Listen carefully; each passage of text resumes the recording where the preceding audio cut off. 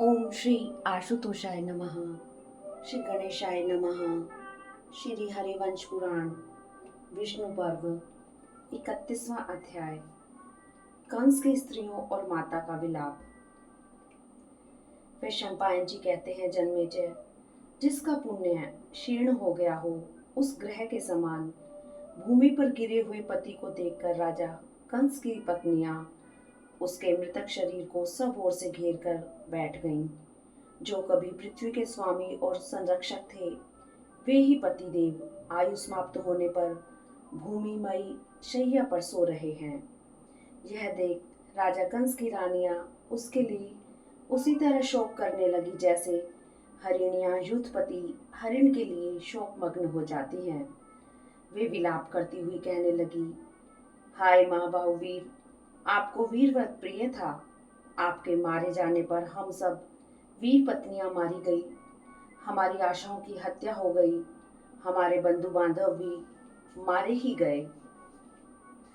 राजशिरोमणि, आपकी मृत्यु संबंधिनी इस अंतिम अवस्था को देखती हुई हम सब अपने बंधुओं सहित दीनतापूर्ण विलाप कर रहे हैं। प्रभु, आप हमारे महाबली प्राणनाथ थे। आपके मारे जाने से हमारी तो जड़ कट गई। आपने हमें त्याग दिया। हम मन में प्रति संसर्ग की लालसा रखकर भी प्रणय कोप से युक्त हो जब पृथ्वी पर लताओं की भांति लौटकर विपरीत चेष्टा करने लगती, उस समय आप हमें प्रेम पूर्वक मनाकर शैयाओं पर सुलाते थे। अब हमें कौन इस तरह उठाकर सेज तक ले जाएगा, जिससे मनोरम निश्वास वायु निकला करती थी। आपके उस कांतिमान मुख को सूर्य जल रहित कमल की भांति अपनी दुस्सह किरणों से दग्ध कर रहे हैं। यह दुरावस्था आपकी योग्य नहीं है। ये आपके कुंडल रहित सूने कान, जिन्हें सदा ही कुंडल धारण करना प्रिय रहा है, इस समय कंठ में विलीन होकर शोभा नहीं पा रहे हैं। संपूर्ण रत्नों से विभूषित आपका यह मुकुट कहाँ है, जो आपके मस्तक पर सूर्य की प्रभा के समान अतिशय शोभा का आधान करता था। प्राणनाथ, आपकी ये रानियां जो अंतपुर की शोभा बढ़ाती थी, आपके लोकांतर में चले जाने से अब दीन और अनाथ होकर कैसे निर्वाह करेगी। नाथ, सुना था साध्वी स्त्रियां न तो प्रिय भोगों से कभी वंचित होती हैं और न उनके पति उनका परित्याग ही करते हैं, परंतु आप तो हमें छोड़कर चले जा रहे हैं। काल महान बल से संपन्न है, जो अपनी उलटफेर क्रियाओं द्वारा शत्रुओं के लिए काल के समान आपको भी शीघ्रतापूर्वक यहाँ से लिए जा रहा है। आपने हमें सदा सुखों में ही रखकर पाला पोसा और बड़ी किया है। हम दुख भोगने के योग्य नहीं हैं, किंतु आज आपसे बिछुड़कर विधवा होकर दयनीय दशा को पहुंच गई हैं। अब हम कैसे यहाँ रह सकेंगी। जिनके मन में सदाचार के पालन का लोभ हो, उन साध्वी स्त्रियों के लिए एकमात्र पति ही परम गति है, सबसे बड़ा सहारा है, किंतु महाबली काल ने हमारे उस सहारे को काट डाला। हम वैधव्य से अभिभूत हो गई हैं। हमारा मन शोक से संतप्त हो उठा है। हम विपत्ति के उस गहरे कुंड में डूब गई, जहाँ केवल रोना ही रोना रह जाता है। अब हम आपके बिना कहाँ जाएंगी। हमारा समय आपके साथ ही बीता है। हमने आपके अंग में ही क्रीड़ाएं की हैं, किंतु एक ही क्षण में हम उस सौभाग्य से वंचित हो गई। सचमुच ही मनुष्यों की गति अनित्य है, क्षणभंगुर है। दूसरों को मान देने वाले महाराज, आपके निधन से हम सबकी सब निर्बल हो गई। जान पड़ता है हम सब ने एक समान ही पाप किया था, जिससे सबको वैधव्य का चिन्ह धारण करना पड़ा। आपने हम रति प्रिय रमणियों को स्वर्ग के समान सुख भोग देकर सदा हमारा लालन पालन किया। हम सभी आपके प्रति कामासक्त रहित हैं, फिर आप हमें छोड़कर कहाँ चले जा रहे हैं। आप ही हम अनाथों के नाथ हैं जगन्नाथ। मानद कुरकुरी के समान विलाप करने वाली अपनी इन पत्नियों को कुछ उत्तर देने की कृपा करें, जबकि आपके सभी बंधु मारे जा रहे हैं और स्त्रियां शोक से पीड़ित हैं, ऐसे अवसर पर आपका परलोक गमन हमें बड़ा दारुण प्रतीत होता है। निश्चय ही परलोक की सुंदरियां बड़ी ही कमनीय हैं, जिससे आप अपने घर की इन रानियों को छोड़कर उनके पास जाने के लिए प्रस्थित हो गए। अधिक से अधिक प्रदान करने वाले महाराज, क्या कारण है जो अब आपने अपनी इन पत्नियों के रोने और आर्तनाद करने पर भी आप मोहवश इनके दुख को समझ नहीं पाते अथवा इस मोह निद्रा से जाग नहीं उठते हैं। पुरुषों की यह पारलौकिक यात्रा बड़ी ही निर्दय होती है, क्योंकि वे अपनी पत्नियों को छोड़कर उनकी कोई अपेक्षा न रखते हुए चल देते हैं।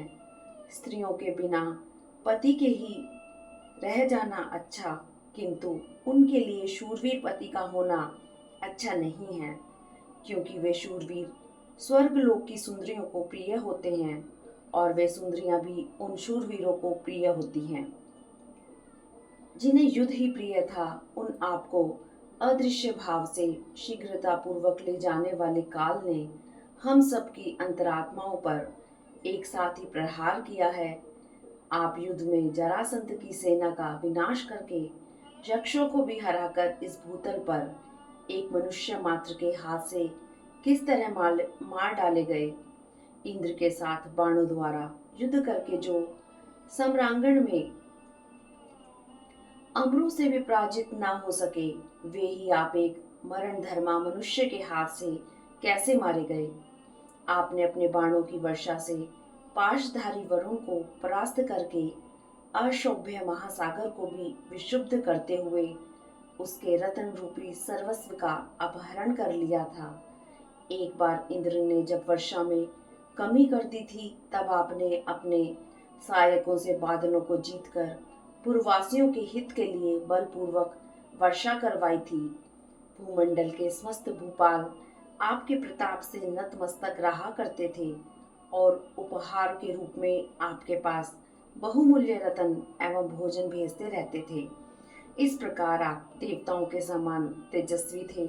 शत्रुओं ने आपके बल पराक्रम को प्रत्यक्ष देखा था, तो भी आपके ऊपर ऐसा प्राणांतकारी घोर भय कैसे आया। आपके मारे जाने से आज हमें विधवा की पदवी प्राप्त हुई है। हम सदा प्रमाद से दूर रहती थी, परंतु मतवाले कृतांत ने हमको भी मिट्टी में मिला दिया। नाथ, यदि इस प्रकार आपको जाना ही था अथवा यदि हमें भुला ही देना था, तो वाणी मात्र से भी मैं जा रहा हूँ ऐसा कहकर विदा ले लेने में आपके लिए क्या परिश्रम था। प्राणनाथ, प्रसन्न हुई, हम भयभीत हैं। आपके चरणों में मस्तक रखकर प्रार्थना करती हैं। नरेश्वर, दूर देश में जाने और रहने से कोई लाभ नहीं, आप घर को ही लौट चलिए। हमें आश्चर्य है, आप तिनकों और धूलों में लौटकर कैसे सो रहे हैं। इस तरह पृथ्वी पर सोए हुए आपके शरीर को उद्वेग क्यों नहीं प्राप्त होता है। जैसे किसी पर सोते समय आघात किया जाए, उस प्रकार किसने हम लोगों को यह अप्रत्याशित घोर दंड दिया है। किस निष्ठुर ने हम सब नारियों पर इस तरह अत्यंत दारुण प्रहार किया है। विधवा नारी जब तक जीवित रहती है, उसे विलाप ही करना पड़ता है, उसका अंतःकरण रोता रहता है। हमें तो पति के साथ ही चलना है, ऐसे अवसर पर हम रो क्यों रहे हैं। इसी बीच में कंस की दुखिया माता कांपती हुई वहां आई और कहा, कहाँ है मेरा बच्चा, कहाँ है मेरा बेटा, ऐसा कहकर जोर जोर से रोने लगी। उसने अपने मरे हुए पुत्र को देखा। वह कांतिहीन चंद्रमा के समान प्रतीत होता था। उसकी ऐसी दशा देखकर माता का हृदय विदीर्ण हो गया। उसे बार बार चक्कर आने लगा। वह पुत्र के मुख की ओर देखती हुई चीखने लगी, मैं मारी गई। पुत्र वधुओं के आर्तनाद के साथ रोने बिलखने लगी।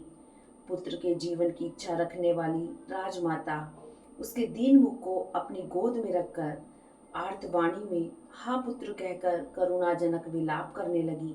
बेटा, तुम तो वीर व्रत में तत्पर रहते थे और अपने बंधु बांधवों को आनंद बढ़ाते थे। तुमने क्यों इतनी जल्दी यहाँ से प्रस्थान किया है। तुम बिना किसी नियम के इस अत्यंत खुले हुए स्थान में क्यों सो रहे हो? तुम्हारे जैसे शुभ लक्षण संपन्न नरेश इस भूमि पर नहीं सोते हैं। तीनों लोकों में जो बल में सबसे बढ़ा चढ़ा था, उस रावण ने प्राचीन काल में राक्षसों के समुदाय में इस सत्पुरुषों द्वारा सम्मानित श्लोक का गान किया था। मैं इस प्रकार बल और पराक्रम में बढ़ा हुआ हूँ तथा देवताओं का वध करने में समर्थ हूँ, तो भी मुझे अपने ही भाई बंधुओं से घोर एवं अनिवार्य भय प्राप्त होता होगा। उसी प्रकार मेरा बुद्धिमान पुत्र अपने सजातीय बंधुओं पर लुभाया रहता था, तो भी इसे भाई बंधुओं से ही यह देह विनाशक महान भय प्राप्त हुआ है।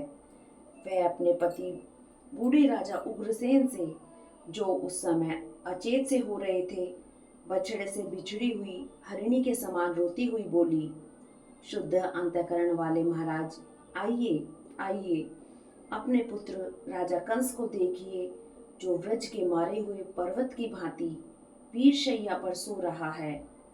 अब हम लोग इसके लिए मृत्यु कालोचित कर्म करें, क्योंकि यह यमलोक में जाकर प्रेतत्व को प्राप्त हुआ है। राज्य का उपभोग तो वीर पुरुष ही करते हैं, हम लोग तो अब पराजित हो गए। अतः जाइए, कृष्ण को यह सूचित कीजिए कि कंस के अंत्येष्टि संस्कार की व्यवस्था होनी चाहिए। शत्रु के मरने तक ही वैर रहता है, उसके शांत हो जाने पर अब वैर की भी शांति हो ही जाएगी। इसके प्रेत कार्य तो करने चाहिए। मरा हुआ क्या अपराध करता है? अपने पति भोजराज से ऐसा कहकर दुखनी राजमाता पुत्र का मुख निहारती हुई अपने केश खींच खींच कर अत्यंत विलाप करने लगी। राजन, ये सुख में पली हुई तुम्हारी रानियां अब क्या करेंगी? तुम्हारे जैसे श्रेष्ठ पति को पाकर भी इन बेचारी बहुओं का सारा मनोरथ नष्ट हो गया। ये तुम्हारे बूढ़े पिता अब श्री कृष्ण के अधीन हो गए। सूखते हुए पोखरों के जल की भांति अब मैं इन्हें परतंत्र दशा में कैसे देख सकूंगी? बेटा, मैं तुम्हारी जननी हूँ, मुझसे क्यों नहीं बोलते हो?